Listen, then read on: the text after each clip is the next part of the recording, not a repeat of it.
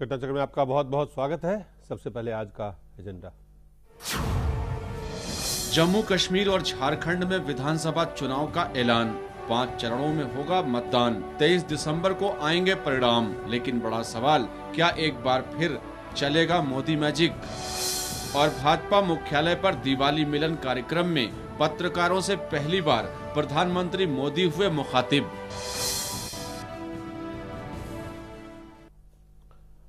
झारखंड और जम्मू कश्मीर विधानसभा चुनाव 5 चरणों में आयोजित किया जाएगा। पहला चरण, पहला मतदान 25 नवंबर को होगा दोनों राज्यों में। दूसरे चरण का मतदान 2 दिसंबर को, तीसरे चरण का मतदान 9 दिसंबर को, चौथे चरण का मतदान 14 दिसंबर को और 5वें चरण का मतदान 20 दिसंबर को। 23 दिसंबर को दोनों राज्यों की जो मतगणना है वो होगी और परिणाम आएंगे, नतीजे आएंगे। और चुनाव आयोग, जो मुख्य चुनाव आयुक्त संपत ने जो बात कही है उसका कुछ अंश आपको हम दिखाते हैं। For phase 1 for Jharkhand it is 29th October date of notification, while for Jammu and Kashmir it is 28th October 2014, and last date for making nomination is 5th November 2014, date of scrutiny 7th November 2014, last date of withdrawal is 10th November 2014, date of poll 25th November 2014, counting on 23rd December, which is again common for all elections, for all the phases, for all the 3 elections. Okay, that is 23rd December. This is about phase 1. Phase 2, the 7th November is date of notification. The 7th November, and 14th November is last date for making nomination.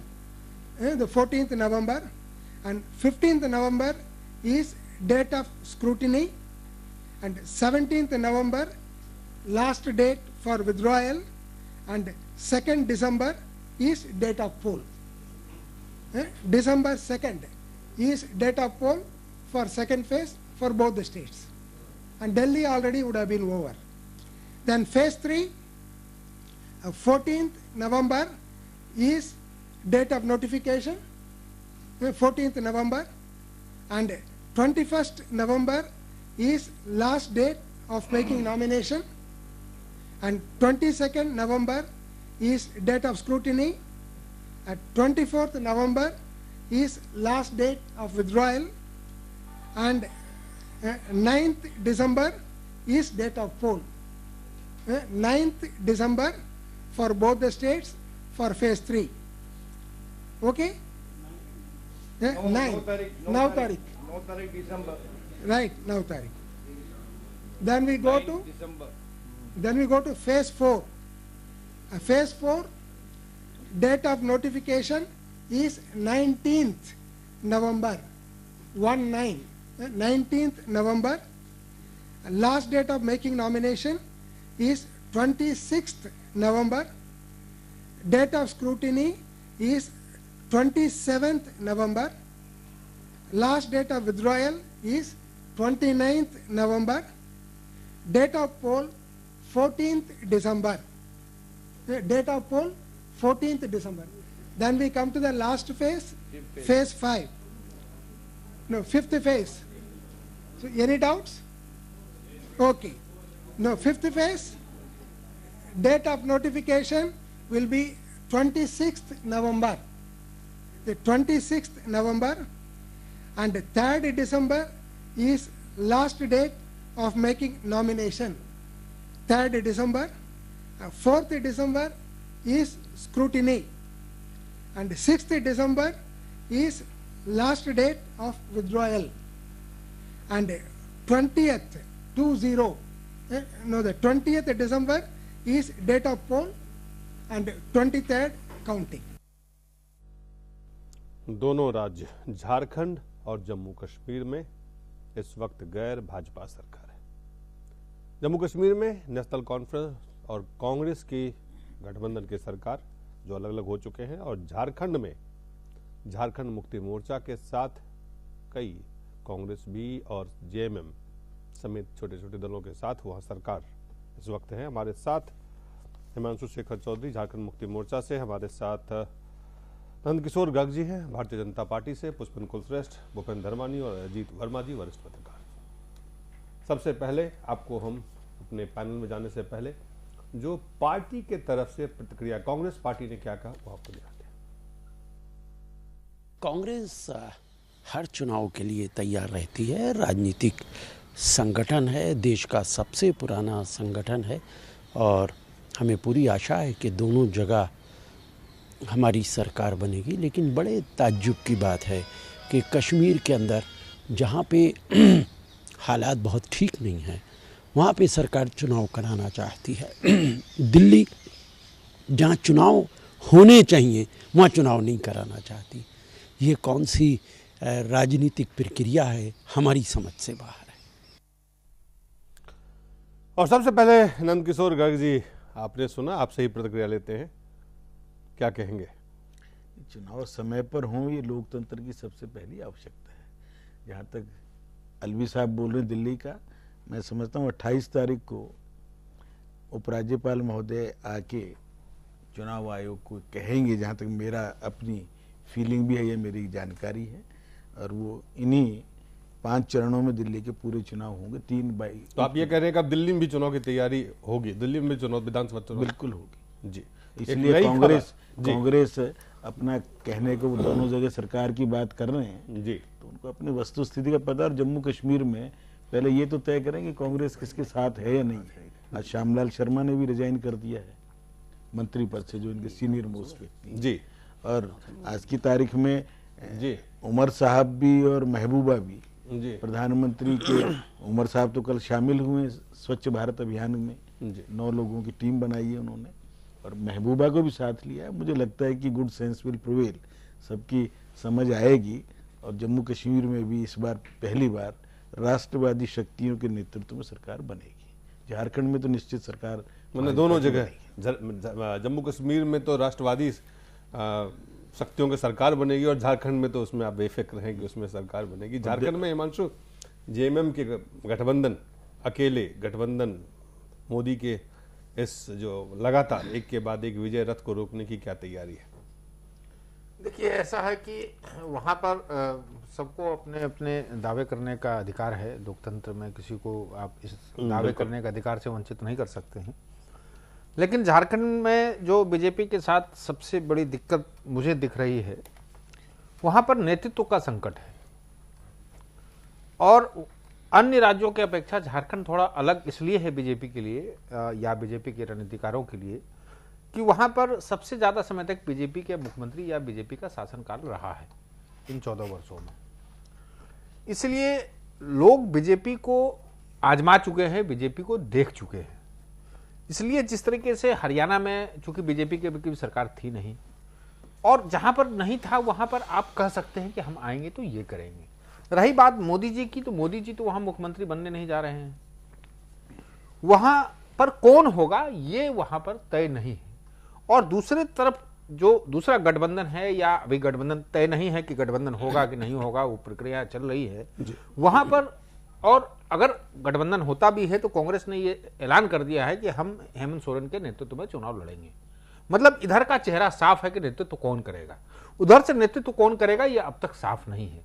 हमको लग रहा है कि ये जो है कांग्रेस की जो स्थिति है और कांग्रेस के खिलाफ जो एक माहौल है अभी हरियाणा में, मैंने इसलिए कहा कि देखिए कांग्रेस से गठबंधन को फायदा होगा या नुकसान होगा, ये देखिए ये आकलन का विषय है। कहीं नफा भी होगा, कहीं नुकसान भी होगा। उसी नफे नुकसान का आकलन किया जा रहा है। और वहां पर बीजेपी, ऐसा नहीं है कि बीजेपी ने गठबंधन के प्रयास नहीं किए, गठबंधन के प्रयास किए, लेकिन जब देखा कि गठबंधन नहीं हो पाएगा तो वहां पर एक नई गांठ उन लोगों ने लगा दी, जेवीएम को ही तोड़ दिया। जी। तो एक तरफ जो हर लोग ये कह रहे हैं कि Modi factor, Modi factor, Modi factor, अगर मोदी फैक्टर है तो वो दूसरे दलों के विधायकों को तोड़कर बीजेपी अपने में क्यों मिला रही है? सरकार है झारखंड में, वहां पे जो मुकाबला है वो बीजेपी के साथ है। बिल्कुल, वहां पर दो ही पार्टी है, अगर आप ये माने कि दो ही गठबंधन है। नहीं, जो जिसके जनाधार हैं, जिसका कैडर है, कैडर बेस दो ही पार्टी है, इसको मानने में कहीं कोई गुरेज नहीं है। एक बीजेपी, एक जेएमएम। जेएमएम अपने खास इलाकों तक ही सीमित है, उसका ट्राइबल बेस है और गांव में है। अब ये देखना दिलचस्प होगा कि बीजेपी रूरल एरिया में कितनी पेनिट्रेट कर पाती है।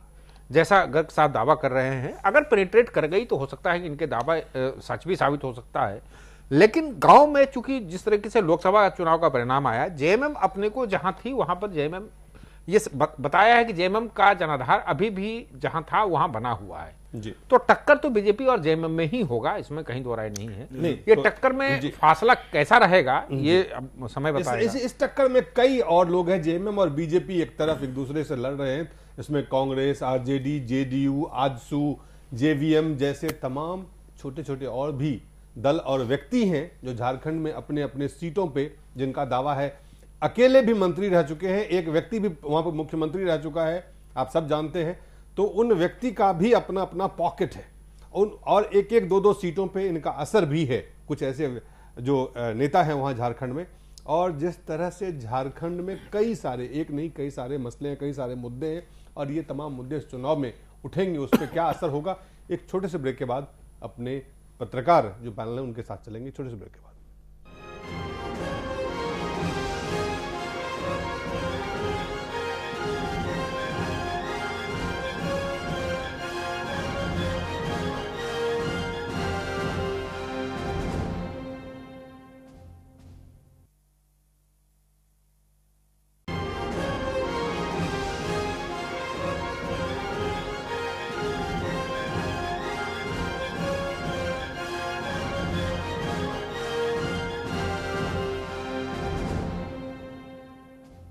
में आपका हम चर्चा कर रहे हैं, झारखंड और जम्मू कश्मीर विधानसभा चुनाव 5 चरणों में होंगे और वहां पे क्या मोदी का मैजिक चलेगा एक बार फिर। महाराष्ट्र और हरियाणा के बाद क्या झारखंड और जम्मू कश्मीर में बदलाव होंगे, या वहां पे लड़ाई में मोदी के मैजिक को चुनौती देने वाले लोग, पार्टियां वहां तैयारी में हैं।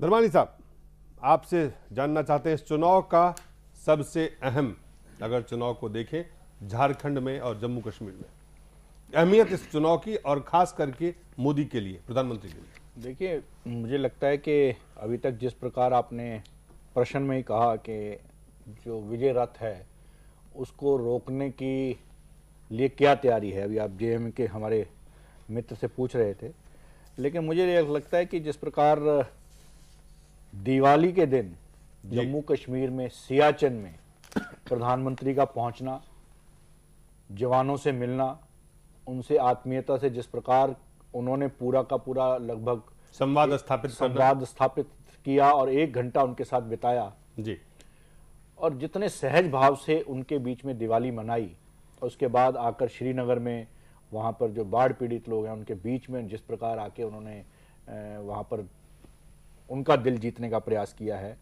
मुझे लगता है इसका लाभ वास्तव में बीजेपी को होने वाला है। और जो मोदी मैजिक है जी, वो जम्मू कश्मीर में तो धरातल तैयार लगभग है, वहां पर तो लगता है मुझे कि जो बीजेपी की आज पोजीशन है जम्मू कश्मीर विधानसभा में उससे कहीं बेहतर होगी। और अगर क्लियर मेजॉरिटी से थोड़ी बहुत पीछे रहे, क्योंकि जम्मू का एक बहुत बड़ा क्षेत्र है। मैं कुछ और कह रहा हूं, यहाँ पे सवाल है, मेरा कुछ और कहना है जी, कि जम्मू कश्मीर के सियाचिन में जो कुछ प्रधानमंत्री ने किया उसका इंपैक्ट आप ये ना सोचें कि सिर्फ जम्मू कश्मीर में होने वाला है।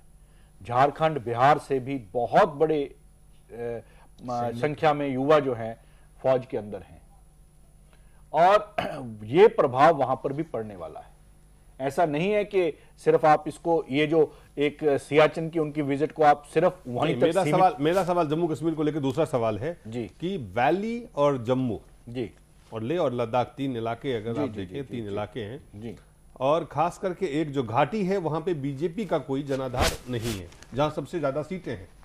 नहीं, आप ऐसे में कैसे देखते हैं, क्यों देखते हैं, क्या कारण देखते हैं आप? आपने देखिए बिल्कुल ठीक बात कही। अगर ये जो आज तक रहा है, जिस प्रकार लोकसभा में 3 सीटें बीजेपी को मिली और 3 ही उनके खिलाफ गई हैं जी, और ये जो आपने क्षेत्र बताए, इन क्षेत्रों में आप बिल्कुल वास्तव में ठीक कह रहे हैं आप। 87 जो वहाँ की विधानसभा की संख्या है उसमें मेजॉरिटी जो है वैली की है जी, लेकिन वैली में भी इस बार बीजेपी ने पेनिट्रेट करने का प्रयास किया है। और मोदी ने, जो प्रधानमंत्री मोदी की वहाँ की विजिट हैं पिछले 4-5 महीने के अंदर जी, वो वहाँ पर इसी चीज को ध्यान में रखते हुए मुझे लगता है कि उन्होंने काफी प्रयास किया है और प्रयास उनका सहज भी लगता है, क्योंकि जिस प्रकार का उनका अभी तक का राजनीतिक सफर रहा है उसमें जिस प्रकार भुज में उन्होंने दिवाली में जाके सहज रूप से उन लोगों के साथ मनाई और बाढ़ में जिस प्रकार उन्होंने सूरत का, लोग सूरत के बताते थे कि मुख्यमंत्री कहीं पर भी हो रात को आकर सूरत आप ये कह रहे हैं कि जो उन्होंने इन 4 महीनों में 5 में जम्मू कश्मीर का लगातार जो उन्होंने संपर्क साधा है, उससे बीजेपी को आप कह रहे हैं कि फायदा मिलेगा। एक बात और कहना चाहता हूं मैं जी, कि प्रधानमंत्री ने जिस प्रकार काम किया, उसके उनके राजनीतिक विरोधी जो मर्जी कहें, लेकिन उनको भी मौका मिला था। वो भी ऐसी राष्ट्रीय आपदाओं के अंदर या प्राकृतिक आपदाओं के अंदर अपना सहयोग, अपना कार्य करके दिखा सकते थे। अगर कोई काम करके लोगों का दिल जीतना चाहता है तो ये लोकतंत्र है, जीतना चाहिए, काम करके ही लोगों का दिल जीतना चाहिए। और प्रधानमंत्री ऐसा करने का प्रयास कर रहे हैं। चलिए, प्रधानमंत्री ऐसा करने का प्रयास कर रहे हैं। पुष्पेंद्र 4 बार वो जम्मू कश्मीर जा चुके हैं और वहां बाढ़ के बाद जो स्थिति है वहां पे उन्होंने 1000 करोड़, फिर उसके बाद 750 करीब करोड़ का उन्होंने राहत की भी और जो घोषणा वहां पुनर्निर्माण की, तमाम चीजों पे वो काम तो कर रहे हैं। लेकिन क्या वहां पे जिस जनाधार का जो इलाका है, खास करके जहां मेजोरिटी ऑफ सीट्स जहां पे जम्मू कश्मीर में आते हैं, जहां बीजेपी का, जो मेरा सवाल था, वहां बीजेपी का जनाधार नहीं था, तो कौन से वो चीजें आपको लगता है कि प्रधानमंत्री के दौरे से उसमें कितना बदलाव आया है? क्या वाकई बदलाव आ सकता है वहां पे? देखिए, मैं दिलीप आपकी बात का जवाब देने से पहले 2-3 बातें जरूर कहूंगा जम्मू कश्मीर के मामले में, कि जब से जम्मू कश्मीर अपने वजूद में आया है, मैं समझता हूं इस विधानसभा का चुनाव जम्मू कश्मीर के भविष्य के लिए या जम्मू कश्मीर की राजनीति में पहली बार ऐसा हो रहा है। जम्मू कश्मीर को लेके 2 देशों के बीच में लगातार सीमा पे गोलीबारी हो रही है। जम्मू कश्मीर को लेके यूनाइटेड जनरल असेंबली में 2-2, 3-3 बार पाकिस्तान गया है। कल परसों ही रेजोल्यूशन उन्होंने पास किया है। जम्मू कश्मीर के अंदर धारा 370 पे बातचीत करने के लिए, डिस्कशन करने के लिए नरेंद्र मोदी पहले कह चुके हैं। इस पे एक बहस चल रही है देश के अंदर। इसके अलावा भारत पाकिस्तान की बातचीत कश्मीर के अलहदगी पसंद अलगाववादियों के चलते दोनों देशों के बीच में नहीं हो पा रही है। जो anti India, pro Pakistani, Pakistan paid agent वहां हैं, जो हर बार पाकिस्तान के इशारे पे उस इलेक्शन का बाइकआउट कर रहे हैं, वो अलग थलग हो गए हैं। जिस सेनाओं के ऊपर वहां के वो लोग जो पाकिस्तान परस्त हैं, ये आरोप लगाते रहे कि वहां सेना जो है अत्याचार करती है, लोगों को परेशान करती है और उनके साथ भेदभाव करती है। इस बाढ़ में पूरी दुनिया ने उस भारतीय सेना का रोल भी देखा है, लिहाजा वो आरोप लगाने वाले, वो झूठ फैलाने वाले लोग जो हैं वो भी एक्सपोज हो गए हैं। दूसरी बात जो मुझे लगती है, जो नरेंद्र मोदी लगातार अपने भाषणों में कहते रहे, वो मैं अब डोमेस्टिक मामले पे आता हूं। नरेंद्र मोदी ने अभी महाराष्ट्र में भी यही कहा, हरियाणा में यही कहा कि ये जो परिवारवाद की राजनीति है कि शेख अब्दुल्ला हैं, फारूक अब्दुल्ला हैं, उमर अब्दुल्ला हैं, मोहम्मद सईद मुफ्ती साहब हैं, फिर उनकी बेटी महबूबा मुफ्ती है, ये जो परंपरा चल रही है इसका भी असर होने वाला है। और आप ये देखें कि भारतीय जनता पार्टी ने लोकसभा के चुनाव में पहली बार 3 सीटें जीती हैं और जो बाप बेटे की सरकार वहां चल रही थी वो 0 पे चले गए हैं। और इसी वजह से दोनों केंद्र में और राज्य में जो नेशनल कॉन्फ्रेंस और कांग्रेस का जो गठबंधन था वो इसी के चलते टूटा है। तो मैं नहीं मानता कि सिर्फ इस बार का चुनाव इस बात पे होगा कि वहां धारा 370 रहेगी या नहीं रहेगी। केंद्र सरकार की तरफ से पहली बार एक ऐसा मैसेज गया है कि केंद्र सरकार जम्मू कश्मीर उसकी प्रायोरिटी लिस्ट में सबसे ऊपर है। और इसलिए नहीं है कि वो बॉर्डर स्टेट है, इसलिए कि वहां फौज भी है, वहां लोगों की जो समस्याएं हैं, लोगों को वहां खाने की समस्या है, लोगों के विकास की समस्या है। इन तमाम चीजों के अलावा जो वहां की लोकल सरकार है, जो कहीं ना कहीं पाकिस्तान के एजेंडे को अपने सेकुलर चेहरे के अंदर बार बार आगे कहती रहती है। जब भारत सरकार कहती है कि पाकिस्तान से बात नहीं करनी चाहिए हमें क्योंकि वो गोलाबारी कर रहा है, तो वहां का मुख्यमंत्री कहता है कि बात तो भारत को करनी पड़ेगी। तो ये जो सारी चीजें हैं ये बहुत बड़ा रोल प्ले करेंगी। और भारत सरकार, केंद्र की सरकार पैकेज से वहां के लोगों से वोट नहीं मांग रही है इस बार कि वहां गए कई करोड़ का पैकेज दे दिया। ये बाढ़ में जिस तरीके से केंद्र सरकार और खुद बहैसियत नरेंद्र मोदी ने जो काम किया है वो बहुत सारे लोगों ने देखा है। मुझे लगता है कि जिन 11 एमएलए की जो उस वक्त की गिनती है 87 के उनके विधानसभा में, ये गिनती मैं समझता हूं 30 से 35 बढ़ेगी। और वो लोग भी जो ट्रेडिशनली वो आप सिर्फ बाढ़ में जो राहत जिस तरह से राहत कार में देखिए दो चीजें होती हैं जी। राहत कार तो आप सब जगह करते हैं, लेकिन इस राहत कार के अंदर जिस तरह प्रधानमंत्री इन्वॉल्व हुए, जिस तरह उन्होंने ये कहा कि मैं हर जगह गए और फिर वो कल भी वहां लौट के आए, आप दो मुझे चीज देख लगता रहे है हैं। नहीं दो चीजें हैं इसमें, लोकल सरकार, लोकल एडमिनिस्ट्रेशन, वो तमाम सारे लोग जो जल से जुलूस और बंद कराते हैं, भारतीय फौज के खिलाफ बयान देते हैं, अस्फा हटाने की बात करते हैं, पाकिस्तान को समर्थन देते हैं, वो तमाम सारे लोग इस बाढ़ में एक्सपोज हो गए। वो अलगाववादी जो इस इलेक्शन का बहिष्कार करते हैं, वो इस वक्त अल्लाह मियां से दुआ मांग रहे थे कि फौज आ जाए, जिस फौज के खिलाफ वो नारे लगाते हैं। ये तमाम सारी चीजें जो है वो इस इलेक्शन में बहुत बड़ा रोल प्ले करने वाली है। ये जो असर है बाढ़ के बाद, बाढ़ के समय और बाढ़ से पहले नरेंद्र मोदी के आने के बाद जम्मू कश्मीर को लेके जो केंद्र सरकार, खास करके प्रधानमंत्री नरेंद्र मोदी का आप कह रहे हैं असर, अजीत मुझे दिलीप जी इसमें एक बात जोड़नी है जो ये अभी पुष्पेंद्र ने बात कही। मुझे लगता है कि इसमें जो सबसे बड़ा फैक्टर है जी, वहां की लोकल सरकार पूरी तरह से एक्सपोज हुई है और केंद्र सरकार सीधी सीधी वहां काम करती नजर आई है। चलिए ये इसका असर और अजीत ये देख रहे हैं? इसका असर क्योंकि जिस प्रकार की रिएक्शन लोगों ने दी है उसमें नजर भी आता है। देखिए जो रेल लाइन एक्सटेंशन है और जो फ्लड रिलीफ और रिहैबिलिटेशन जो एफर्ट है सेंट्रल गवर्नमेंट का, खासतौर पे मोदी साहब जिस तरीके से गए और उन्होंने जिस तरीके से पेनिट्रेट किया, मैसेज दिया कि हम करेंगे आपके लिए, तो इसका असर तो पड़ेगा। लेकिन जो डीप रूटेड जो ग्रीवेंसेस हैं या जो हेट कैंपेन है वो इतनी जल्दी घाटी से जाता नहीं दिखता। मोदी साहब या बीजेपी को जो अलग रीजन है, जम्मू रीजन है, जो 37 सीट्स हैं या जो 4 सीट हैं लद्दाख रीजन के, यहां अगर वो ट्रांसलेट कर पाते हैं तो यहां सॉलिडिफाई करना पड़ेगा। जम्मू कश्मीर में आम जो जनता है, आम जो आवाम है, उनकी शिकायत कम जरूर हुई होगी। और अभी जो लोकल जो सरकार है, अभी स्थानीय जो सरकार है उमर अब्दुल्ला की, वो सही कह रहे हैं, धर्मानी साहब सही कह रहे हैं पुष्पेंद्र जी, कि उनका एक्सपोजर हुआ है कि वो एक्सपोज हो गए हैं। आप कह रहे हैं इस समय उनकी क्रेडिबिलिटी जो है वो जी बिल्कुल वो इफेक्टिवली सहायता पहुंचाने में नाकाम रहा। ये बात तो सही है जी। तो आप ये देखते हैं कि बाहर से फायदा होगा नरेंद्र मोदी के लगातार, मुझे लगता है जो उन्होंने जम्मू कश्मीर को लेकर लगातार, मुझे लगता है कि जो एक हेट कैंपेन या मोदी एंटी मोदी कैंपेन जो चलाया जा रहा था, वो कम से कम अब जम्मू कश्मीर के लोगों में नहीं रहेगा। थोड़ा सा सॉफ्ट इमेज जरूर बना है प्रधानमंत्री का, प्रधानमंत्री के तौर पर उनका जो एफर्ट है वो काबिले तारीफ है। इसमें दिलीप जी आप सारी घाटी को एक जैसा ना समझिए, मैंने बताया अलग अलग उनका रैली के अंदर भी आज बकरवाल गुजर हैं, शियाज हैं, और फिर जो आत्मीयता दिखाई है, आत्मीयता ऐसी चीज है कि उसको कोई आदमी भुलाता नहीं है। डायरेक्ट पेमेंट दें तो कांग्रेस बौखलाए कि मकान मरक के क्यों बैंक में क्यों दे रहे हैं, इसमें संघीय ढांचे को कहाँ इफेक्ट पड़ रहा है। कांग्रेस इररिलेवेंट होती जा रही है। पीडीपी और एनसी उन दोनों के पास अब होड़ रहेगी अंदर से कि कौन हमारे नजदीक क्या है।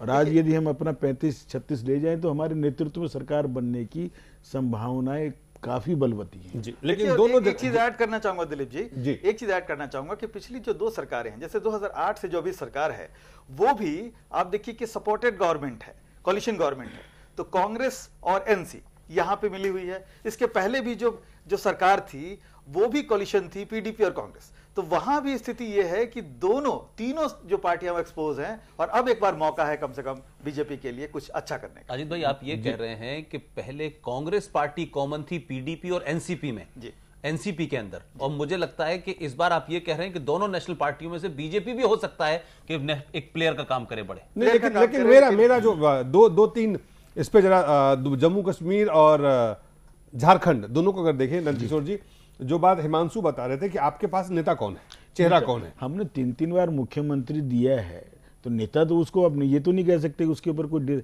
डिस्क्रेडिट नहीं है। वो नहीं, वहां पे सब 14 साल झारखंड में अगर आपकी सरकार 14 साल में बनी मैक्सिमम ना। टाइम आपकी हम रही है, कभी तो क्या मैक्सिमम- लोग उसका आकलन नहीं करेंगे कि भाजपा आज की सरकार कांग्रेस कैसी के थी? अलावा कौन सी पार्टी जो हमारे साथ नहीं रही वहां आकलन करते? झारखंड मुक्ति मोर्चा, जिसके सारे केस अभी कुछ दिन जिसके पहले आप कारण सरकार में थे। सबसे ज्यादा राजनीति डिस्क्रेडिट हुई है वो झारखंड मुक्ति मोर्चा, जिसके हर व्यक्ति का सीधे सीधे रिश्वत के कारण में नरसिम्हा सरकार को बचाने में, या आज भी शिबू सोरेन का क्या पोजीशन है, जो गुरुजी के नाम से जो बड़े त्यागी तपस्वी हैं, इसलिए आज इरेलीवेंट चीजें, आज हम 12 लोकसभा जीते हैं अभी ताजा ताजा, जी, और 12 लोकसभा को हम एज इट इज अपना मेंटेन करें तो आज हमारे को 81 में आप ये कह रहे हैं कि वहां तमाम फोर्सेस 60 बीजेपी के अलावा सीटें क्यों नहीं तमाम निकालेंगे? फोर्सेस डिस्क्रेडिटेड है, है ना, कौन सी बताइए? तो आप वहां आपकी क्रेडिबिलिटी वहां पे हमारी किस आधार पे है? क्रेडिबिलिटी पे कोई डाउट नहीं है, हमने मजबूरी में ये लोग जोड़े थे। सबसे ज्यादा लंबा सरकार चलाने के बाद भी आपको लगता है वहां उसके पे बाद हम अकेले नहीं बना तो पाए। बीजेपी की क्रेडिबिलिटी इतनी ही है कि 2005 के चुनाव में ये 29 पे थे, इनकी क्रेडिबिलिटी इतनी बढ़ी कि 2009 में ये 18 पे 18 पे आ गए, हमें मालूम, पर इनकी हम क्रेडिबिलिटी लोकसभा बढ़ी में है, उस समय वो भी 10 आपको आंकड़ों से देख सकते हैं। लोकसभा बीजेपी उस समय की भी मेंटेन credibility किया कितनी हमने। बढ़ी है वो आप देख सकते हैं। लोकसभा लेकिन में वो- बीजेपी लेकिन वो कह रहे हैं लोकसभा में वो 10 बीजेपी की सीटें क्रेडिबिलिटी अपनी इतनी बड़ी maintain है रखी कि है। जो एक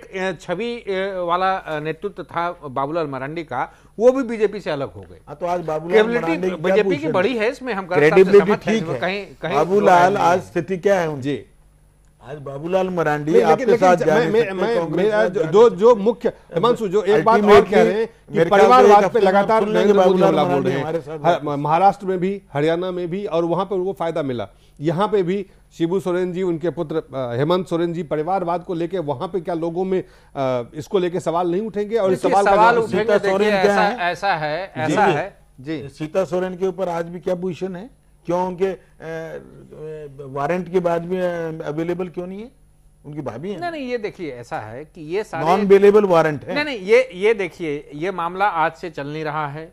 उस समय अर्जुन मुंडा मुख्यमंत्री थे, उस समय ऐसा क्यों नहीं? जो आप गर्ग साहब कह रहे हैं, तो मुंडा जी मुख्यमंत्री थे, मुंडा जी ने न्याय क्यों नहीं कर दिया? उन्होंने प्रशासनिक कार्रवाई क्यों नहीं कर दी?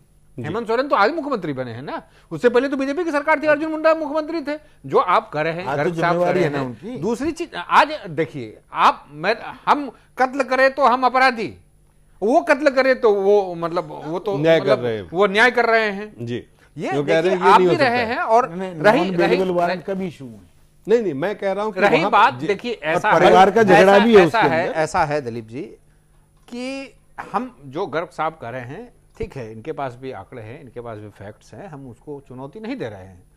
और जो अतीत है, अतीत को ना हम झुटला सकते हैं ना ये झुटला सकते हैं। अतीत है और वो फैक्ट है, वो रिकॉर्ड्स में मेरा है। ये कहना है कि देखिए, 15 महीने की जो हेमंत सोरेन की सरकार रही है, आप जहां तक परिवारवाद की बात कर रहे हैं, यशवंत सिन्हा के बेटे को आपने टिकट नहीं दिया, दिया ना, मेरिट आपने पे है। ऐसे मेरिट पे दिया। हेमंत सोरेन 15 महीने में जो हेमंत सोरेन ने किया है, वो आप उनके काम को देख लें, उन पर आज तक एक आरोप न लगे कि भाई भ्रष्ट हैं या परिवार पे आरोप है, वो उससे अपने आप को अलग मान रहे हैं क्या? ये परिवार पर वो ये कह रहे हैं देखिए, पिता गर्ग साहब का के, ये भाभी के, दोनों के ऊपर क्रिमिनल केस हो और उन्हीं के इकट्ठे रहते हैं और एक ही पार्टी में नहीं, देखिए गर्ग साहब, ऐसा है, क्रिमिनल केस होना एक अलग चीज है।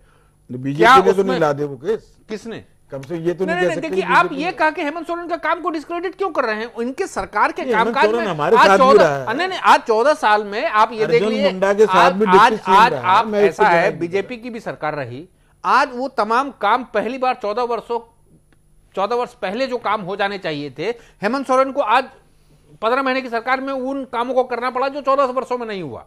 वो 14 वर्षों के 9 साल तक बीजेपी का शासन रहा। बीच में तो ये भी आप उस शासन में आप भी ये साथ हैं। नहीं साथ दो हैं, बार। तो उस समय बीजेपी की सरकार थी, अर्जुन मुंडा जी ने या बीजेपी की सरकारों तो ने वो डिप्टी सीएम निर्णय। थे ये। आप ये बताइए दिलीप जी, ये किसने रोका काम? कितने दुख की बात है कि गर्ग साहब ठीक है कर रहे हैं, आज मोदी जी का लहर है, बीजेपी की हवा है, ठीक, हम सारी बातें मान रहे हैं। आप ये बताइए कि कितने तकलीफ का विषय है कि वहां पर खिलाड़ियों को सीधी नौकरी देश के सभी राज्यों में मिलता है। झारखंड एकमात्र राज्य था जहां सीधी नौकरी का प्रावधान ही नहीं था। क्या ये बीजेपी की सरकारें नहीं कर सकती थी? हेमंत सोरेन की सरकार ने किया जो 14 वर्ष पहले हो जाने चाहिए थे। हर राज्यों में हो रहा है। वहां पर भर्ती प्रक्रिया बंद हो गई थी, वहाँ हेमंत के सोरेन ने मंत्री शुरू किया। मेरे आज- कॉन्स्टिट्यूएंसी से पकड़े गए हैं, एक्स मंत्री अब भी एमएलए जो अब आपके ये देखिए, सहयोगी आप हैं। गर्ग साहब देखिए, 5,000 एक लड़कियों को आप वहां से ट्रैफिकिंग करके कुल मिलाकर- पूर्व- नहीं, नहीं, वो आपकी भी तो सरकार थी, आपकी सरकार थी कांग्रेस तो- के एमएलए ओहो, आपके नहीं, मंत्री नहीं, रहेंगे। कांग्रेस- नहीं, दिलीप ठीक भाई, है। जी। हेमंत भाई से एक सवाल पूछ रहा हूं। मुझे हिमांशु। मालूम है कि झारखंड की राजनीति में जितनी उनकी पकड़ है, दिल्ली में कुछ ही पत्रकारों की होगी। मैं सिर्फ इतना कह रहा हूं कि अभी जो चुनाव हरियाणा में हुए हैं, खासतौर से इनको मैं छोटा स्टेट इससे मानता हूं कि किसी की 90 सीटें हैं, किसी 80 सीटें हैं, 88 सीटें हैं, कई 70 सीटें हैं। आप ये देखें कि हरियाणा में भारतीय जनता पार्टी के बड़े से बड़े नेता ये मानते थे कि हमारा वहां कभी कोई बहुत बड़ा संगठन नहीं रहा और कोई बहुत बड़ा विस्तार भी नहीं था, और यह भी कहा जा रहा था कि कुल मिलाकर के 90 सीटों में से मात्र बीजेपी के पास जो अपने कैंडिडेट थे शुरू में वो 25 ही थे, और वहां कभी सरकार भी नहीं रही। और जिस बात को आप कह रहे हैं कि भाई मुख्यमंत्री नरेंद्र मोदी नहीं बनेंगे, तो यह हरियाणा को भी पता था। वहां 47 सीटें किसी को नहीं पता था कि मुख्यमंत्री कौन बनेगा। नरेंद्र मोदी के कहने पे हरियाणा में पहली बार एक्सक्लूसिव सरकार बीजेपी बनाने जा रही है। मेरा सवाल यह है कि जो बात आप कह रहे हैं कि 14 साल बने उस राज्य को हो गए और वहां बीजेपी रही भी है और बीजेपी का वहां संगठन भी है और हाल के लोकसभा के चुनाव भी उन्होंने जीते हैं। हेमंत भाई, क्या आपको लगता है कि अगर नरेंद्र मोदी न जाए राज्य में, या नरेंद्र मोदी का फैक्टर थोड़ी देर के लिए मान भी लें, तो क्या राज्य भारतीय जनता पार्टी की कितनी सीटें जीतने की हैसियत है? ये बीजेपी के बारे में तो मैं पुष्पन भाई कमेंट नहीं कर पाऊंगा। मेरा यह कहना है, जो आपने हरियाणा का जिक्र किया और अन्य राज्यों के चुनाव के ये है, एक चीज आप लोग भूल जाते हैं कि हरियाणा में लगातार एक एंटी इनकम्बेंसी का फैक्टर था। महाराष्ट्र में 15 वर्षों से एक ही सत्तारूढ़ गठबंधन की सत्ता थी, हरियाणा में वही स्थिति था, एक आक्रोश था। मैं कहना यह चाह रहा हूं, और यह केवल मेरे कहने की बात नहीं है, आपके में मीडिया के तमाम तंत्र हैं, सूत्र हैं। अब यह पता कीजिए कि झारखंड में ठीक है बीजेपी की लहर होगी, मोदी का फैक्टर काम कर रहा होगा, लेकिन झारखंड में आप पता कीजिए वहां एंटी इनकम्बेंसी नहीं है, सत्ता के खिलाफ जनता में आक्रोश नहीं है। और जहां सत्ता वो क्यों नहीं है? वो क्यों नहीं है? वो इसलिए है कि लोगों को यह एहसास हो रहा है कि नहीं, ये सरकार काम कर रही है, निर्णय ले रही है। आप ये बताइए, देश में कोई ऐसा राज्य है क्या जहां महिलाओं के लिए 50% आरक्षण का प्रावधान किया गया हो? कई राज्य हैं। नहीं, आप हो, मैं ये कह रहा हूं गर्ग साहब, आपकी सरकारें थी, आपकी सरकारों ने निर्णय क्यों नहीं लिया? झारखंड में क्यों नहीं लिया निर्णय? तो आप कह रहे हैं कि वहां पे काम मैंने तमाम चीजें, आप ये बताइए, आपको जानकर आश्चर्य होगा कि हेमंत सोरेन की सरकार ने शिक्षक नियुक्ति की प्रक्रिया शुरू की, ये राज्य में 9 वर्षों के बाद हुआ। 9 वर्ष आप ये बताइए, आपने बहुत सारे काम किए हैं वहां पे, राज्य में 9 वर्षों से शिक्षकों की भर्ती ना हो। फिर आप ये कह रहे हैं एक तरफ प्रो इनकम्बेंसी है, आप ये कह रहे हैं कि प्रो इनकम्बेंसी है। नहीं, देखिए, मैं ये कह रहा हूं दिलीप जी कि एक तरफ भाजपा कहती है कि हम विकास की राजनीति करते हैं, बड़ी अच्छी बात है, मोदी जी ने एक नई परंपरा की शुरुआत की है, हम भी उनका सम्मान करते हैं। लेकिन जब हम विकास की बात करते हैं तो वो हम गलत बोल रहे हैं, हमारा विकास झूठा है, इनका विकास है। मुझे आप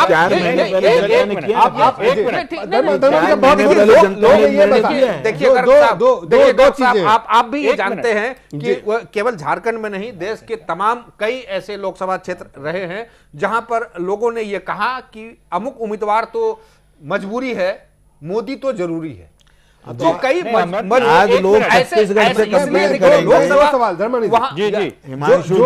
बात कह रहे हैं, हिमांशु जो बात कह रहे हैं, अगर उस बात को माने हम, किशोर जी एक जो सवाल है कि झारखंड में जिस बात को, जिस चीज को लेके लगातार काम कर रहे हैं, जिस विकास की बात करते हैं, जिस विकास को लेके लगातार नरेंद्र मोदी बीजेपी के लोग बात कर रहे हैं, हिमांशु कह रहे हैं वो काम झारखंड में सरकार कर रही है, इसलिए वहां कोई एंटी इनकम्बेंसी फैक्टर नहीं। देखिए, मैं ये जानता हूं कि एक बात हेमंत जी मानेंगे कि जो मोदी फैक्टर है वो काम कर रहा है। एक बात नहीं, वो कह रहे हैं वहां पे तो एक मिनट मैं वही कह रहा हूं, मोदी फैक्टर अगर काम कर रहा होता भिवानी साहब, तो मोदी जी को जाकर अपनी सभाओं में मुख्यमंत्रियों को जलील नहीं करना होता। एग्री करेंगे, मेरी बात पूरी सुन ले। जी, मेरा ये कहना है कि इनके पक्ष में है या विपक्ष में है वो एक अलग मुद्दा है। जो उनका सबसे बड़ा टारगेट है परिवारवाद, उसको हिट करना, क्षेत्रवाद उसको हिट करना, वहां पर इनकी पार्टी बहुत बुरी तरीके से हिट होती है, नंबर 1। नंबर 2, जो भ्रष्टाचार की बात जब आती है, उसमें वैसे तो झारखंड में जो अभी तक का इतिहास रहा है वहां पर कोई भी मैं कहूं दल नहीं बचा है वहां पर, लेकिन फिर भी जो मुखिया हैं इस समय सरकार के, उनकी तरफ से या उस पार्टी की जो छवि है, ये भ्रष्टाचार के मामले में भी बहुत ज्यादा स्वच्छ नहीं है। मेरा ये कहना है कि नहीं, ये आप जो- आरोप बताइए, आप इस सरकार के संदर्भ में एक मिनट, मुंडा जिला आप बताइए। एक मिनट। नहीं, हमने कहा कि भ्रष्ट है। नहीं, हमने कभी नहीं कहा कि फिर- नहीं, आप मैं ये ये कह- कहा, मैंने ये कहा कि जो फैसले लेने चाहिए थे वो नहीं लिए। मिलके मैंने भी अर्जुन लिए मुंडा थे। या बीजेपी पर और इस भ्रष्टाचार सरकार किया। को मैं पूरा कह रहा हूं कि कॉर्पोरेशन दिया है। आप मुख्यमंत्री हेमंत सोरेन पर अगर नहीं, बिल्कुल, धर्मेंद्र जी कंप्लीट करें, समय कम है। आपका ये इस बारे में क्या कहना है जो मोदी जी कहते हैं ये परिवारवाद से निजात चाहिए, क्षेत्रवाद से निजात चाहिए? आपकी पार्टी ये का कह जो रहे- प्रभाव है जो लोकसभा में नजर आया, ठीक है, जो लोकसभा में नजर आया, ठीक- वो एक पर्टिकुलर पॉकेट में ठीक है, नजर ठीक आया। है, ठीक है। वो कह रहे हैं, धर्मेंद्र साहब कह रहे हैं परिवारवाद, क्षेत्रवाद और ये जो भ्रष्टाचार है इस पे जब नरेंद्र मोदी हमला करेंगे तो आप कैसे बचेंगे उससे? और कांग्रेस के साथ नहीं, नहीं, ठीक है। सवाल ये है, नहीं, नहीं, आप नहीं, कांग्रेस मैं- के साथ मैं- मैं- मैं- मैं- एक कांग्रेस सेकंड, को हटा के मैं- लगाएंगे, मैं- उसको एक पूरे सेकंड- सवाल को मैं हाँ, कंप्लीट जी, कर लूं। जी, जी। जब आप कांग्रेस के खिलाफ इतने माहौल में आप कांग्रेस के साथ गठबंधन में जा रहे हैं, लालू प्रसाद यादव रांची के जेल में थे, वो उनको सजा मिली हुई है और वो किस तरह की किसकी सजा है वो भी आप जानते हैं। तो कांग्रेस का बैगेज, आरजेडी का बैगेज और भ्रष्टाचार के आरोप, ये तमाम चीजों को लेकर जब आप जाएंगे, ऊपर से परिवारवाद और क्षेत्रवाद, तो ये जो हमले होंगे, ये जो आरोप लगेंगे, इसका जवाब क्या होगा? ये देखिए, जवाब तो अब हर सवाल का जवाब होता है। और जो आप ये कह रहे हैं कि परिवारवाद, ठीक है, हेमंत सोरेन शिबू सोरेन के पुत्र हैं, उनको लाभ मिला इसलिए वो मुख्यमंत्री बने।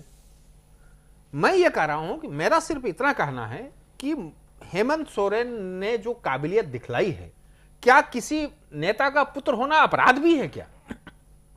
कौन कह रहे हैं इसमें? मैं ये कह रहा हूं कि अगर हेमंत सोरेन में काबिलियत है, मैं ये कह रहा हूं उनकी काबिलियत को आके ना आप नहीं, ये जो तमाम आप ये करें कि हेमंत सोरेन लालू परिवारवाद है, प्रसाद यादव ठीक- के साथ ठीक है। कांग्रेस के साथ आप गठबंधन जैसे करके यशवंत सिन्हा जी। के पुत्र को दिया गया तो उसमें काबिलियत थी। मैं कह रहा हूं हेमंत सोरेन की काबिलियत को आकी है ना। इस सरकार ने अगर भ्रष्टाचार अगर कहीं है, इस सरकार के किसी भ्रष्टाचार का आरोप लगाया जाए कि हेमंत आप सोरेन कह रहे हैं कि 15 महीनों का जो सरकार है उसको लेके आप उस उपलब्धि को ही लेके हम जनता के पास जाएंगे। हमने ये उसी किया। उपलब्धि पे जब करिए ये ना, सवाल हिम्मत उठेंगे, अकेले लड़ने की ये करिए। इन सवाल नहीं, का वो भी होगा। ये मुद्दे होंगे, देखिए, हम क्या हिमांशु, ये करेंगे? मुद्दे होंगे, ये नहीं, मुद्दे पहले तो होंगे, तय करिए ये मुद्दे दो होंगे, नहीं भ्रष्टों होंगे? के नहीं, बारे में बिल्कुल बात होंगे, करें। बिल्कुल होंगे। तो क्या परिवारवाद, भ्रष्टाचार, क्षेत्रवाद, जी। दिलीप जी, मैं आपको बताऊं, ठीक है, आप लोग झारखंड के बारे में जानकारी होगी, लेकिन मैं वहां ज्यादा नहीं मान मैं ग्राउंड रूट को जानता हूं। वहां एकमात्र मुद्दा इस बार रहेगा स्थायित्व। बिल्कुल। और स्थायी, इसके अलावा जो भ्रष्टाचार और परिवारवाद और तमाम ये सारे मुद्दे विकास वहां वहां का होने मुद्दा जा नहीं रहे रहेगा। हैं। और वहां सिर्फ और सिर्फ स्थायित्व, क्योंकि राज्य ने गठबंधन की सरकार तो के कितनी चलते सीट राज्य लड़ने ने- वाले हैं आप? राज्य ने स्थायित्व बहुत के लिए? दंश झेला है। हिमांशु और जी, गठबंधन की सरकार चलते वहां हैं। पर गठबंधन की सरकार तो के चलते क्या आप हैं। गठबंधन से तय अलग होकर करिए। लड़ेंगे? जी, गठबंधन के अलग, आपकी गठबंधन में नहीं इसीलिए लड़ेंगे? अभी कोई अंतिम निर्णय नहीं हुआ है। हाँ, तो फिर जी। अगले वहां हफ्ते स्थायित्व बात करेंगे। सबसे बड़ा नहीं, मुद्दा ये रहेगा। उन्होंने बहुत बड़ी बात कही है। जी, मुझे जी, लगता है कि बिल्कुल, बिल्कुल। इसको भी जिस ढंग से हिट किया है मोदी ने, चाहे वो महाराष्ट्र हो और चाहे हरियाणा हो, उसके परिणाम आपके सामने। चलिए, कुल मिलाकर के नहीं, बहुत कम परिणाम समय क्या रह होगा गया है। वो सामने मुझे- है, लेकिन ये मैं सबसे बड़ा आपसे मुद्दा स्थायित्व सवाल है। बिल्कुल पुष्पेंद्र, आज अजीत से शुरू करते हैं। मोदी का मैजिक महाराष्ट्र और हरियाणा के बाद झारखंड और जम्मू कश्मीर में रहेगा, हाँ या ना? देखिए, इसके सोशल इंडिकेटर में ये सरकार जो है बहुत फेल है। कम से कम प्राइमरी हेल्थ है या फिर झारखंड की सरकार की बात कर रहे हैं? झारखंड सरकार की बात कर रहा हूं। जो ट्रांसपोर्ट है, वुमेन एंड चाइल्ड ट्रैफिकिंग है, पेयजल नहीं है, ये बहुत सारी करप्शन तो है ही। और जब परिवारवाद की बात करते हैं या ये जो कहते हैं कि हमारी स्थिरता वाली सरकार आएगी, तो झारखंड मुक्ति मोर्चा 2009 से लगातार सत्ता सुख ले रही है। तो ये आरोप जो भी सरकार अगर बीजेपी पे आरोप लगा रहे हैं, तो बीजेपी के साथ मिलकर वो सरकार बना रहे थे, फिर कांग्रेस के साथ नहीं, वो कह रहे हैं हम काम नहीं किया, हमने काम किया, उस पर हम वोट मांगेंगे। काम नहीं हमारी हुआ है। सरकार जो में भी सोशल शामिल किया इंडिकेटर गया है है। वो साफ साफ दिखाते हैं कि काम नहीं, तो वहां कम पे हुआ इस है। पे मेरा सवाल है, बहुत कम समय रह गया है, क्या मोदी का जो जादू है जो महाराष्ट्र और हरियाणा में देखने को मिला बीजेपी के पक्ष में, बीजेपी 4 नंबर मुझे से 1 लगता है- नंबर पे, वो वहां पे रहेगा? लगता है वो हमारा नेशनल संगठन है दिलीप जी, डेवलपमेंट के कॉल, सिर्फ जादू नहीं, यूनियन हमारा के नेशनल संगठन है डेवलपमेंट के कॉल रहेगा, को आप असर करें, झारखंड रहेगा। मानेगा। यस, पुष्पेंद्र, झारखंड में हमारा मजबूत संगठन मैं आपके पास आ रहा हूं सर। दिलीप 14 में से 11 सीटें जीतना जी। नरेंद्र मोदी का जादू ही था। 12 और सीटें, 12 12 12 सीटें। दूसरी बात जो हेमंत भाई कह रहे हैं, मैं ये एक कहना- और बढ़ गई मतलब। कि मैं ये कहना चाह रहा हूं कि आप ये देखें कि जहां जहां नॉन बीजेपी सरकारें हैं, वहां जो है वो एंटी इनकम्बेंसी फैक्टर होता है, और जहां बीजेपी की सरकारें होती हैं वहां प्रो इनकम्बेंसी होता है। अगर जो बात आप कह रहे हैं हेमंत जी, तो मैं ये मानूंगा कि देश में पहली नॉन बीजेपी कोई सरकार होगी जो प्रो इनकम्बेंसी पे वोट मांग रही है। लेकिन आप कांग्रेस के करप्शन और लालू के चारा घोटाले में उनको सजा याफ्ता के साथ सरकार बनाने के बाद आप कहते हैं कि आप करप्शन के खिलाफ लड़ेंगे। आप स्टेबिलिटी की बात कर रहे हैं, आपकी सरकार को ब्लैकमेल रोज किया जाता है। 14-14 साल के अंदर इस राज्य के अंदर कितने कितने मुख्यमंत्री बने, मैं समझता हूं जनरल नॉलेज में किसी बच्चे से पूछना चाहिए तो उसको पता ही नहीं होता कि सवाल आज पेपर आया है और कल तक वो मुख्यमंत्री रहेगा कि नहीं रहेगा। तो बात यह है कि 15 महीने के जिस आप काम की बात कर रहे हैं, तो शीला दीक्षित भी 15 साल से काम पे वोट मांग रही थी, 10 साल से यूपीए भी वोट मांग रहा था, 15 साल से एनसीपी कांग्रेस भी वोट मांग रही थी, काम तो उन्होंने भी किया था जी।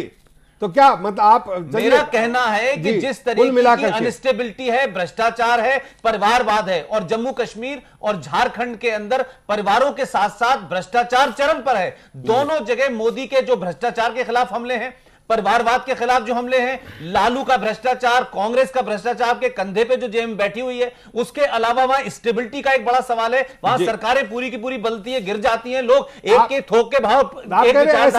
ऐसे में नरेंद्र मोदी का मैजिक, नरेंद्र मोदी का ये कहना कि इस देश में एक तो स्थायी सरकार चाहिए, दूसरी जो बात उन्होंने हरियाणा और महाराष्ट्र में कही थी कि अगर आप चाहते हो कि मैं आपके राज्य में आऊं तो मुझे मेरी सरकार दीजिए, नहीं ऐसा ना हो कि मुझे दरोगा रोक ले हरियाणा में आने से। यही झारखंड बहुत कम शब्दों में, हमारे समय खत्म हो गया, बहुत कम शब्दों में, क्या महाराष्ट्र और हरियाणा का जो असर है वो भी, और प्रधानमंत्री का जो अपना उनकी जो शैली है उससे वहां पे JMM, PDP, national conference, Congress, RJD, ये तमाम पार्टियां लड़ के सफल हो पाएगी?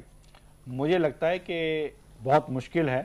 बहुत मुश्किल है? बहुत मुश्किल है। क्यों मुश्किल है? इसका कारण है कि जिस प्रकार के मोदी जी का स्टाइल है, जिस प्रकार के वो पब्लिक से लिंक करते हैं और वहां के स्थानीय मुद्दे पर हिट करते हैं, जैसे क्षेत्रवाद, भ्रष्टाचार, मैंने अभी आपको ये तमाम ऐसे मुद्दे हैं जिस पर इन लोगों का डिफेंस जो है, जो अलायंस है उसका डिफेंस बहुत कमजोर है। ये कहना चाहता हूं। और तीसरी बात, अभी जो 6 महीने के कार्यकाल में जिस प्रकार उन्होंने चीजों को एड्रेस किया है, उससे वहां के पर्टिकुलरली जो युवा वोटर आ रहे हैं वो बहुत प्रभावित। चलिए इसमें मैं एक चीज ऐड करूंगा। जो मैं एक छोटी सी बात सिर्फ ये कहना चाह रहा हूं कि झारखंड बिहार से कट के बना था। अभी बिहार में लोगों ने बड़ा प्रयोग किया है कि सेकुलर फ्रंट बनाया है, आरजेडी, जेडीयू, तमाम कांग्रेस। क्या हेमंत जी बताएंगे कि झारखंड के अंदर, हिमांशु जी, क्या आपको लगता है कि कोई ऐसा फ्रंट बना करके बीजेपी का मुकाबला होगा, या यहां भी लोग अलग दो पॉजिटिव चीज, रॉयल्टी बढ़ाना और ई ऑक्शन से जो कोयला बिकेगा। झारखंड और छत्तीसगढ़ एक ही दिन बने थे, छत्तीसगढ़ कितना आगे पहुंच गया स्टेबिलिटी के कारण। मैं हिमांशु जी सहमत हूं, वही स्टेबिलिटी आने वाले साल 5 साल हम देंगे और 60 सीटें जीतकर झारखंड को छत्तीसगढ़ के समकक्ष लेके आएंगे, क्योंकि सबसे ज्यादा रिच मिनरल्स हैं और सब नक्सल से मिले हुए मंत्री या एमएलए वो सब के सब बाहर का रास्ता देखेंगे। बहुत कम शब्दों में मानसू, क्योंकि समय कम है, आदिवासी गैर आदिवासी भी एक वहां पर बहुत बड़ा मुद्दा है, ये मोटिव इश्यू है वहां पे, ये कंप्लीटली पोलराइज करता है वहां पे।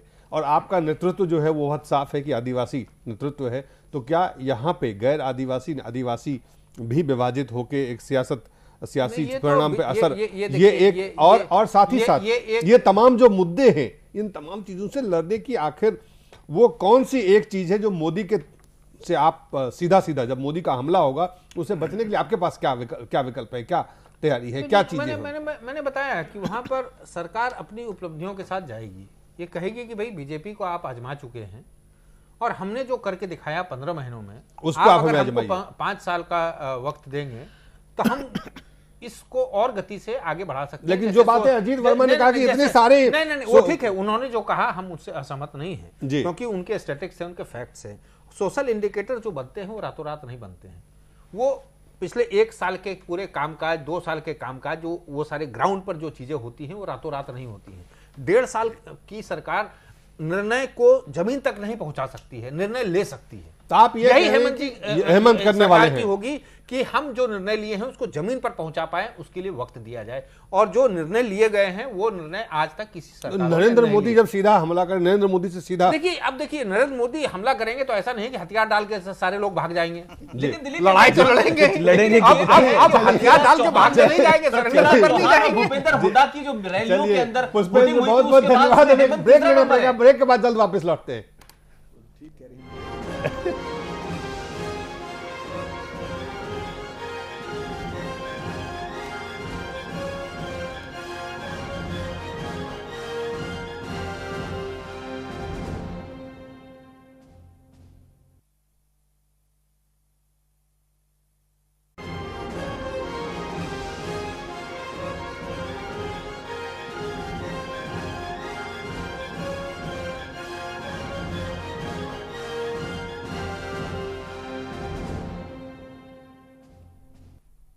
एक बार फिर से स्वागत है। जम्मू कश्मीर और झारखंड में विधानसभा चुनाव 5 चरणों में आयोजित किए जाएंगे। इससे पहले हम चर्चा कर रहे थे, इससे पहले आपको बता दें कि दीपावली के दिन प्रधानमंत्री सियाचिन भी गए और फिर बाढ़ पीड़ितों की मदद करने के लिए जम्मू कश्मीर श्रीनगर भी गए। और जब दिल्ली लौटे तो वो पत्रकारों से मिले, उन पत्रकारों से जो भाजपा को कवर भी करते हैं और तमाम संपादकों से भी मिले। कुल मिलाकर के अगर इन चीज़ों को जोड़ के देखें तो क्या ये चुनावी कसरत था? भूपेंद्र धर्मानी जी खुद वहां थे। धर्मानी जी, क्या इसको जोड़ के देखा जाना उचित है या इसको अलग कर दें? मुझे लगता है इसको तो अलग करने की आवश्यकता है जी इसलिए क्योंकि कोई ये जनरल चुनाव नहीं है, 2 राज्यों के चुनाव हैं जी और यहाँ जो पत्रकारों से उनकी मीडिया से जो उनकी इंटरेक्शन थी वो बिल्कुल अलग धरातल पर थी। और एक हमारी संस्कृति का बहुत बड़ा पर्व जो है उसकी बधाई या उसकी शुभकामनाएं देने के अतिरिक्त जिस प्रकार आत्मीयता से प्रधानमंत्री ने वहां पे बातचीत की और जी। अपना स्वच्छ भारत वो अभियान, उन्होंने कहा मैं कुछ रास्ता खोज रहा हूं कि मीडिया से हमारा रिश्ता कैसे गहरा हाँ, हो। ये भी कहा। मैं जी। वही बताने लगा हूं कि जिस जी। प्रकार उन्होंने पहले मंच पर चढ़ने में ही थोड़ी सी हिचकिचाहट दिखाई, पर फिर भी जो प्रक्रिया थी वो ऊपर चढ़ के उन्होंने 2 मिनट मेरे ख्याल सबसे संक्षिप्त भाषण शायद दिया होगा जी। वो मैंने जितने भी आज तक के भाषण दिए हैं सुने हैं हैं जी। जिस प्रकार स्वच्छ भारत अभियान कुल का मिला के मैं ये तो मेरा तमाम मेरा बातें कुछ और कहना है, जी। मैं ये कह रहा हूं उसका क्रेडिट जिस प्रकार उन्होंने मीडिया को दिया कि मैं अकेला कुछ नहीं कर सकता था, अगर आपने अपना पेन भी झाड़ू नहीं बना दिया होता।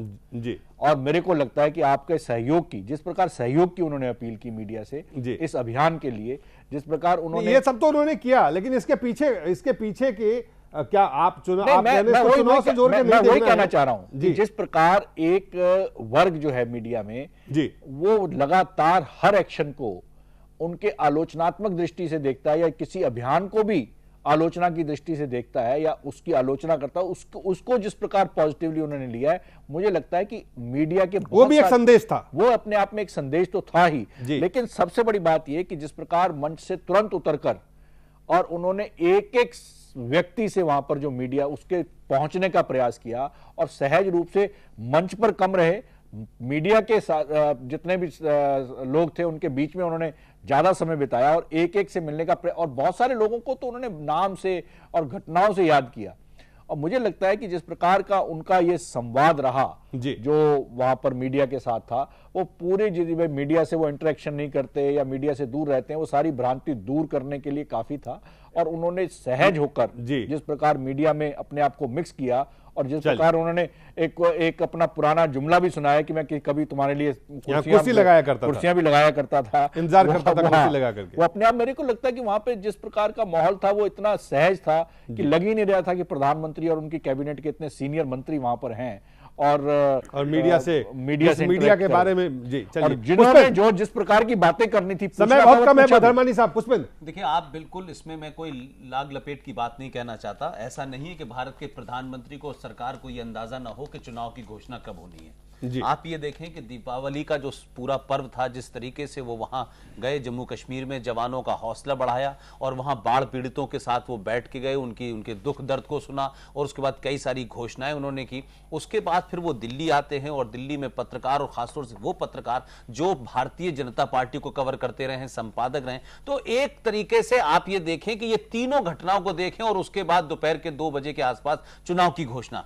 मैं ये मानता हूं कि एक तरीके से कंप्लीट जो कहते हैं ना, अपनी पूरी जिसे स्ट्रेटजी को उन्होंने आज आखिरी अंजाम दे दिया। अब मैं ये नहीं कह रहा कि दिल्ली के पत्रकारों से मिलने से वहां क्या फायदा होने वाला है, लेकिन मीडिया का एक बहुत बड़ा वर्ग था जो नरेंद्र मोदी को हमेशा ये मानता था कि वो रूबरू होने से हमेशा पीछे हटते हैं, कतराते हैं, इनडायरेक्टली या तो 1-to-1 इंटरव्यू देते हैं, सबके सामने नहीं आते। जो धर्मानी साहब बता रहे हैं उससे एक बड़ा हीलिंग टच भी गया होगा और पत्रकारों के एक बहुत बड़े वर्ग को नरेंद्र मोदी को आज प्राइम मिनिस्टर की हैसियत में आमने सामने देखने का और मिलने का, हाथ मिलाने का मौका मिला होगा। उस बॉडी लैंग्वेज से बहुत सारी चीजें होती है। मैं मानता हूं कि आज की पत्रकार वार्ता, सियाचिन में उनका पत्रकारों के साथ मिलन, हाँ, वो तमाम सारी चीजें जो हैं, वो जो 2 राज्यों के चुनाव हैं उसमें खासतौर से कश्मीर में जो है उसका असर जरूर दिखेगा उसमें। जी अजीत, बहुत कम शब्दों में देखिए, अब शासकीय गोपनीयता से निकलकर मोदी अब कंसिलिएटरी अप्रोच अपना रहे हैं। मीडिया को कम से कम अब उनको लग रहा है कि फ्रेंडली होना पड़ेगा।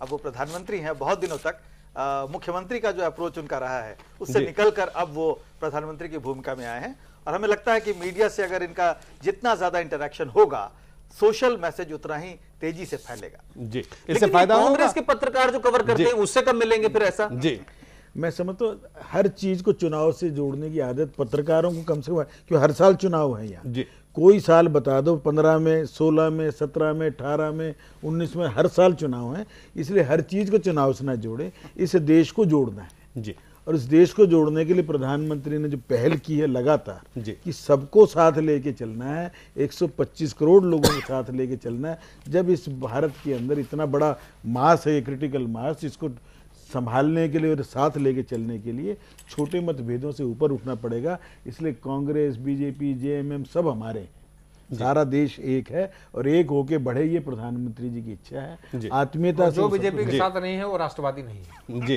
जो हमारे हम तो उसको भी राष्ट्रवादी मानते, बहुत कम शब्दों में जो हमारे साथ नहीं वो हमारा दुश्मन। मैं आपसे, आप पत्रकार भी, आप मुख्यमंत्री के प्रिंसिपल सेक्रेटरी, सलाहकार भी, पत्रकार के रूप में ये दोनों चीजों को अगर मिला करके देखेंगे तो ये जो पहल है,